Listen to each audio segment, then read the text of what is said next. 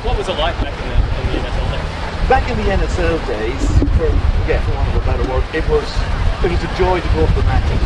There was a build-up before it. You would go to the local pub before the game. You would meet up with your mates, go to the ground. It was all fun. The chants were fun. There was no restriction on what you could chant or what you could say. It was passion. There was passion for the club. There was passion shown by the supporters. There was passion even in the match, the pre-match entertainment. We had our own singer who always sang the Glory theme as the team came out onto the pitch. A small thing you might say, but once FFA took over with the A-League and Glory themselves, they did away with A, the singer, and B, the song, which we just couldn't understand. It seemed that when the team moved to the revamp of the equity, the crowds began to drop down. Did that have something to do with it? Yes, definitely. I think the actual switch over to members' equity was very badly handled because we had won our first championship, and the first 3 matches were played in Joondalup, which is a footy stadium because members' equity was being renovated at the time. Then we came back to members' equity, and this I think was the start, and this was even in the NSL, this is the last year of the NSL. There actually was no trophy presentation, nobody went around the ground so that the crowd could actually recognise that we had won the championship the year before. It was just as if we had won the championship, that was it. But there was no recognition of the fact that the guys that had spent so many years putting in for it just got no recognition on the day. It was, I couldn't believe it. Every other ground in England, Ireland, even I would say here in Australia, if you win a championship, it's celebrated at the opening of the next league season. Nothing. It was as though it didn't exist. Did it seem as though the Glory had lost touch with its fans? Oh, there's nothing sure that Perth Glory has lost touch with its fans. They are treated now as recalcitrants, basically. Any passionate supporters, they actually are trying to weed them out of the ground. We had a case even this week where one of the supporters was having banter with the Sydney fans. The normal banter that you would have between two fans, there was not that many Sydney fans there, and the security asked him to leave. So, because he was having banter with the Sydney fans, stuff like that. And this was a guy who had actually started up one of the supporters organisations. There was hope that when Tony Sage and the new owners came in, that things would get better because obviously Nick Tanner wanted to get out. Has that eventuated? When Tony Sage took over, we had discussions with Tony Sage, we had interviews with Tony Sage, and Tony Sage promised a marquee player, he promised a big match for members' equity that would actually fill the stadium before the season took place. He promised links with Asia. After that, he promised links with Manchester City. He promised basically that he was going to get back to the fans. He promised that he would have everything. It hasn't happened. There have been carrots dangled all the way along. We find out only recently that it's basically like a fashion accessory to him owning the club. Well, that is the impression we get anyway.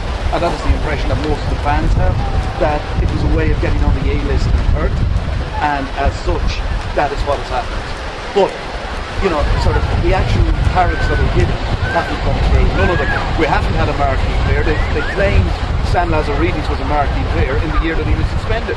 So, how can you claim that? That's an easy way. I honestly don't think the actual salary has been spent. The entire salary cap has been spent. I think, or if it has, then all I can say is that Perth Glory have paid an awful lot of money for very average players. On the field, the performances haven't been the best. How have the fans seen how the Glory are playing? Look, they reckon they have a strong, hardcore of about 8,000 fans. I think the game against New Zealand, the last game against New Zealand was 4,000. We're probably heading towards that. The fans are still loyal. I'm still loyal. I want to see Perth Glory become the #1 side in Australia again.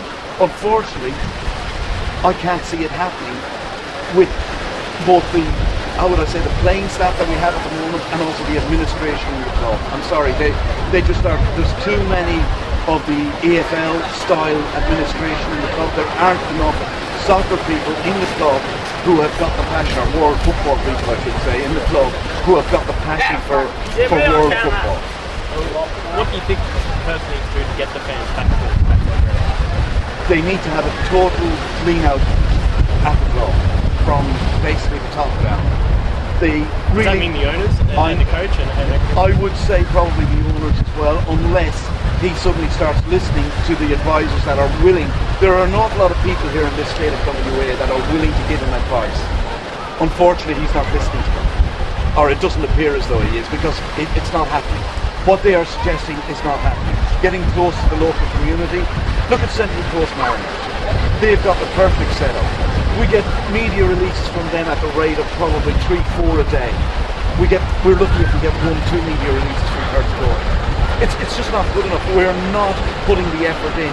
It's like as though, oh, we've got these supporters, they'll keep coming. Well, I've got words for them. They're not going to keep coming. They are certainly dropping off at the rate of knots. if results get better, will the fans come back to that? If results get better, you will get, certainly fans will start coming back, but how can you see the results really getting better with the team that we've got at the moment? Like, when you look at the starting lineup, there's probably, I would find it hard to actually pick 11 to go out on the pitch that would be competitive against other A-League clubs, and that is the problem that we've got. And I don't blame the coach for that, I blame the owners for not releasing the first strings. There's a big game this afternoon against the Phoenix. Is this a do-or-die clash for Perth this season? Oh, I think from now to the end of the season is a do-or-die clash. Every single game is going to be a do-or-die clash. They're 6 points away from the bottom. They are from the top four, I should say. So they can't afford to drop another game, which is going to happen, as we know. It's unfair to put the pressure that they're putting on David Mitchell as the coach. They're saying there's going to be a review in 2 weeks. How the hell is a man supposed to coach when he's under that type of pressure, especially with the players that he's got? It's virtually impossible. He's going to have to go a very careful way instead of planning for the future. And this is the thing that I don't think the club realise. The supporters would not mind if there was actually a plan in place for the future. If it meant us having a bad season, the supporters are willing to put up with that, providing we see passion from the players on the pitch.